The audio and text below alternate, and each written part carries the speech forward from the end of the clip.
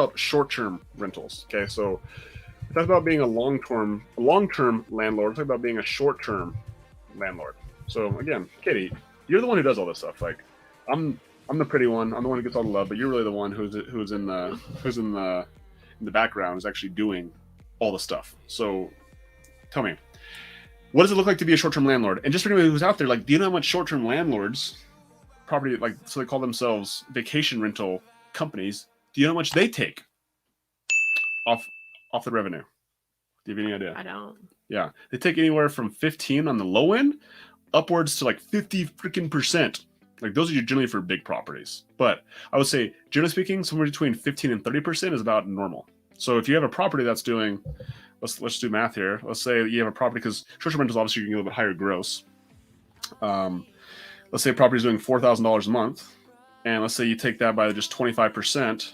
$1,000 a month. They're making $1,000 a month. So how many short-term rentals could you have for the same price of our $600 VA? One. And who actually does better, do you think? No, VAs for sure. And why? Like, who does the VA work for? Me. And who does a property management company work for? Themselves. Well, yeah, but they also work for hundreds of other clients. Yeah. Who does our VA work for? Me. How many clients do they have? One.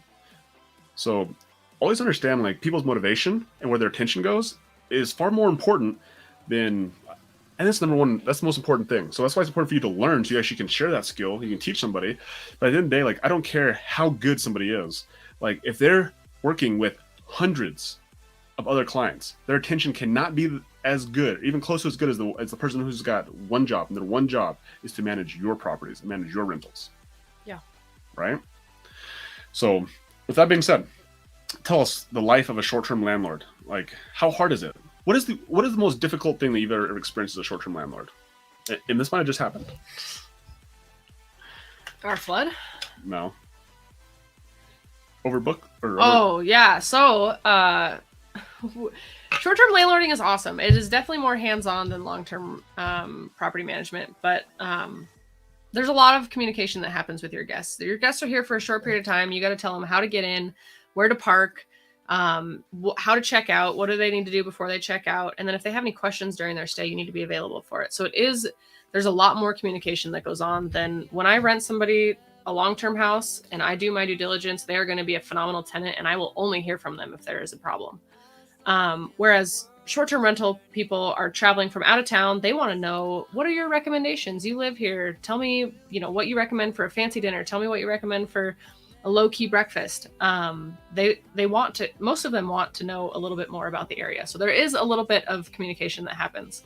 And we list our short-term rentals on 3 different platforms. So we list on booking.com, VRBO, and Airbnb.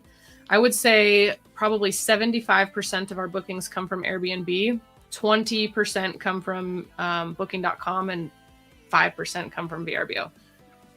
And those 3 platforms need to be communicating with each other and blocking off dates. If somebody books on Airbnb, it needs to be blocked off on booking.com. What happens if that doesn't happen? You overlap bookings. And somebody... Has it ever happened to you before? Yes. When? Last weekend. Tell me what happened. Yeah, it was one of those moments of can I swear? Oh shit, is exactly what happened. I get a message, and it's from the tenant, or it's from our cleaning company, actually. I get a message from the cleaner, and she says, Katie, I just came to the house, and there's definitely stuff here. Like, these people are not checked out yet. And in my head, I'm like, what? How did that happen? I have people checking in at 3.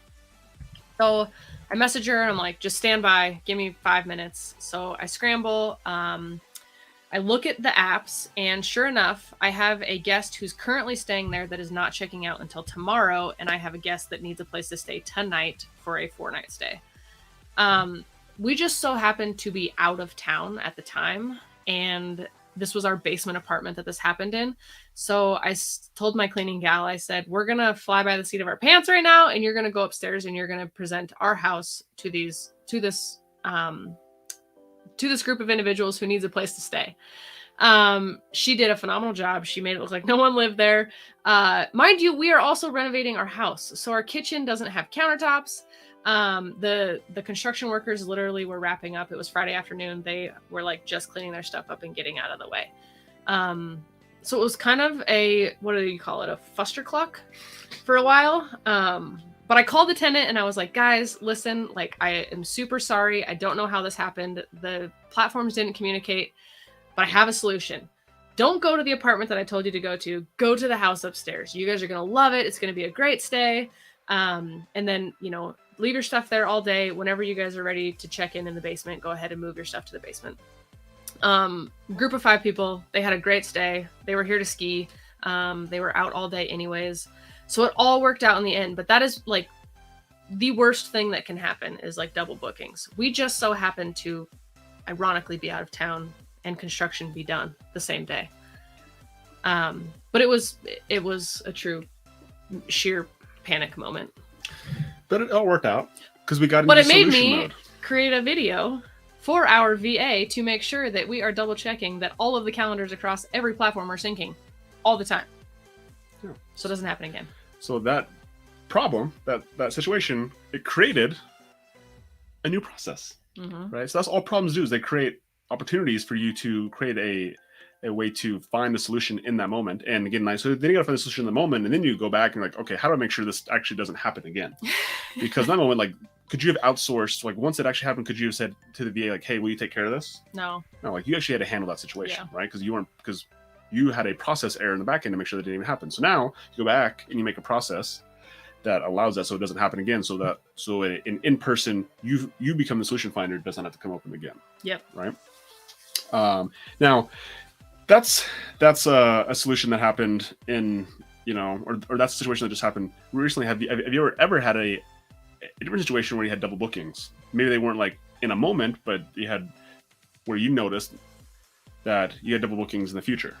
Yeah, Booking.com. We've been with Booking.com ever since we listed our basement. And for whatever reason, Booking.com switched something. And this entire summer, I think I had 14 double bookings that I didn't like.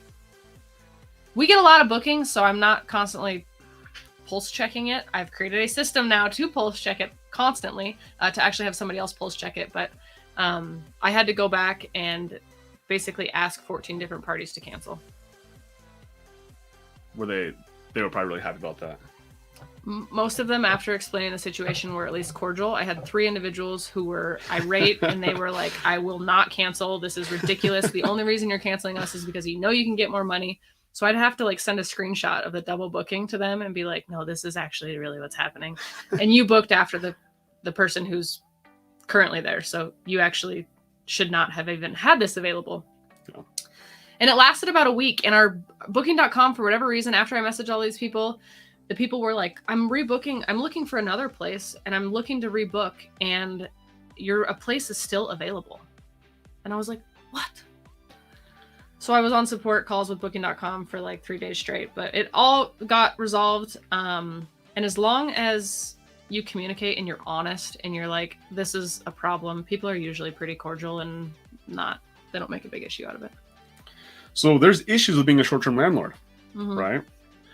So those are like some double booking issues. What about like maintenance requests, anything like that? Have you ever had floods in your short-term rentals, or people getting locked out, or anything like that? Yeah, I've had it all. One of our doors, so we have an exterior door that stays unlocked, and then you come in and we have 2 different doors that go to 2 different Airbnbs, and those doors are locked, but the front door should remain unlocked at all times. And the doorknob on it got locked. So, thank goodness they had a very small kid with them. They crawled through the window and they got in. So they solved their own problem. But then we ended up replacing Why did they solve their own problem?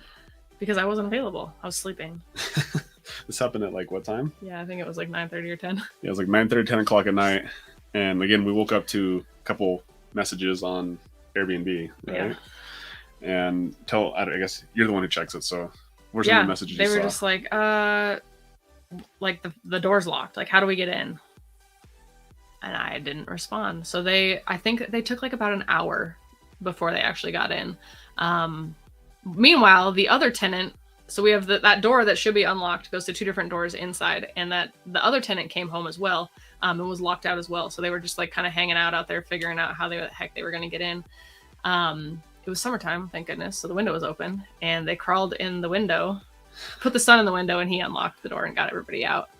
But again, how do we solve this so it never happens again? How do we solve this problem? So we put a door handle that doesn't lock, can't lock on that exterior door. So again, it was a situation that we had to get involved, but then we created a system it can never happen again because that door is no longer locked. And these are all things that like you could absolutely make a mountain out of. They've been very inconvenient. They've been like, they suck when they happen, but at the same time, like, it's a learning process for everybody involved. And it's not always going to be butterflies and fairy tales and $4,000 deposits. Like, there will be issues, but the issues are so worth it. Like, we don't hyper focus on those issues. It's funny, you're like asking me to recall these things, and I'm like, oh yeah, that did happen, because we don't make a big deal out of them. Like, they are what they are, and we help the client as best we can, or the tenant as best we can, and then we create a solution for it, and we move on. So simple. And I mean, I don't know if there's any better way to say it than that. It's like you have issues, you have problems, and then you create a process behind it, and then you give it to a person, right? Which is preferably a VA, an assistant, or just someone else on your team, just depending on what your resource.